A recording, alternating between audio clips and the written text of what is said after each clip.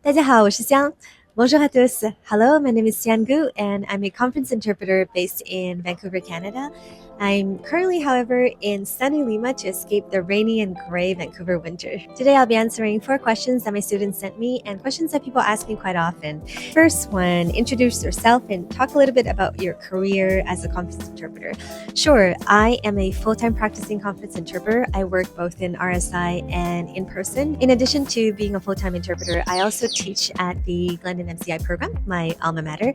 After graduating, I was lucky enough to be invited to first work as an admin assistant to get to know the program.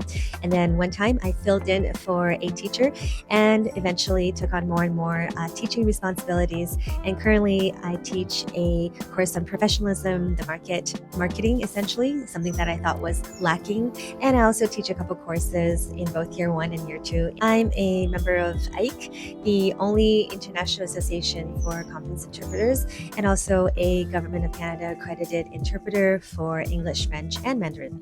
And finally, I'm the co-founder of a wonderful practice group called TIP, the Toronto Interpreters Practice Group, that I created right after graduation in order to not lose that peer collegiality, just being surrounded by like-minded people who want to practice and get better. Second question, how did you get started as an interpreter? Okay, so unlike many of my colleagues, I never grew up dreaming of becoming an interpreter. In fact, I didn't even know about this field at all until I attended a UN conference where my dad was an attendee, and the French to Mandarin interpreter didn't show up. And my dad, of course, said, "Hey, my daughter can do it. She speaks those languages," and pushed me in the booth. Somehow I survived, but I then slept for 2 days straight because I had burned my neurons. That's how I knew that there were professionals who would do this all day long, just learning about new subjects and with interesting people, attending conferences. So I started doing some research. Before becoming an interpreter, I was trying to climb the corporate ladder. The 9 to 5 didn't suit me. I was at a crossroads. It was a strike of luck that the Glendon MCI had an open house the following week. And when I went back to Canada, I applied to the program, got in.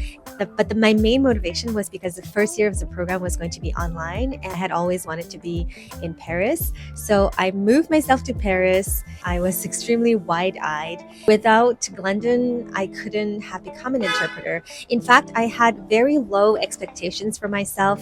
Throughout the program, there was not once where we did an exercise or an interpreting where I felt like I really nailed it. Being from the corporate world, I was mostly focused on sales and numbers. I had very little time to learn about the world, read newspapers, and this is something that I find my students often lack, especially Mandarin students. But I always tell them that you can always start somewhere, and that I was the same as them. The more you learn about things, the more you get interested. As long as you're willing to learn and invest the time to compound that knowledge, compound the improvements in your language skills, is more of a matter of ethics, hard work, willingness to keep learning, to keep being curious, to keep challenging yourself. And eventually, everybody can get there. Which leads me to the third question. Would you recommend getting a master's or formal training? How did the Glendon MCI help you in your career? Well, I would say that I am 100% a Glendon product. Without Glendon, there will be no me currently enjoying this life and making a good living for myself. Glendon is the kind of program that believes in you, so it gives you many chances to succeed. It's also a small program. You have access to the instructors almost for life. And once a student, always a student, you can always come back to observe classes. You can ask them questions later on. You can connect with them. More than just a master's program, Glendon to me was the first step in the door. Conference interpreting is not like other jobs like accounting. You can't just apply for jobs on LinkedIn. To get jobs by referrals, by other colleagues liking you, trusting you, and then recommending you. To get jobs through people who are your competitors, but they also need you to work with them to serve their clients. So the exit exam is that final exam, and if you don't pass it, you don't get your diploma. However, you do get several chances to pass it. I was lucky enough to pass after the first try, but I was reading some of the jury comments, and I remember someone I highly respect had said, "I can't say that Xian passed with flying colors, but it's a pass." I think I was always that borderline kid. I had never been extremely talented. I always had to work my way up.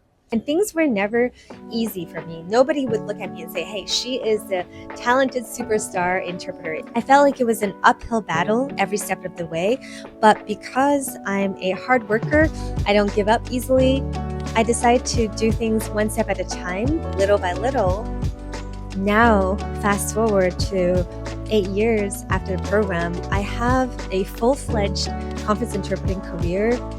I live a very rich life. I'm able to travel. I've interpreted for heads of state, but also famous directors and actors. I've seen the world thanks to this job, and I never could have done it without Glendon.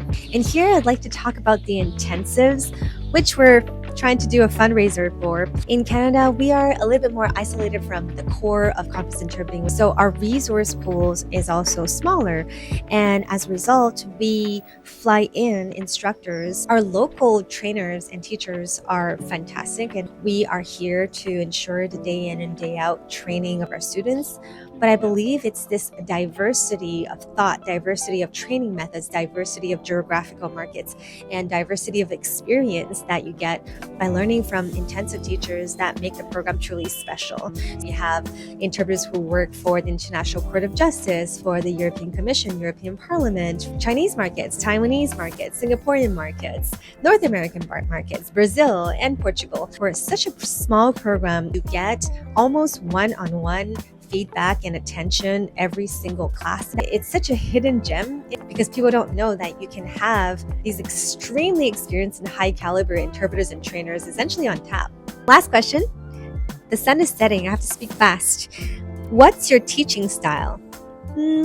I think that's a question to ask the students, but I would say I'm rigorous but kind. I would like to hold students to the highest standards of conference interpreting, because if you're not good, it's really hard to make it in this competitive world. But there's things that are even more important than being technically good. And I think that's what I like to cover in my classes as well. If you can contribute a little bit to one of the workshops, hopefully you'll learn a thing or two.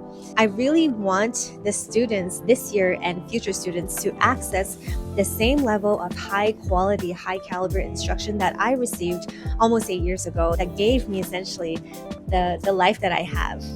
Thank you, and I hope to see you in a classroom or a workshop or maybe in a booth.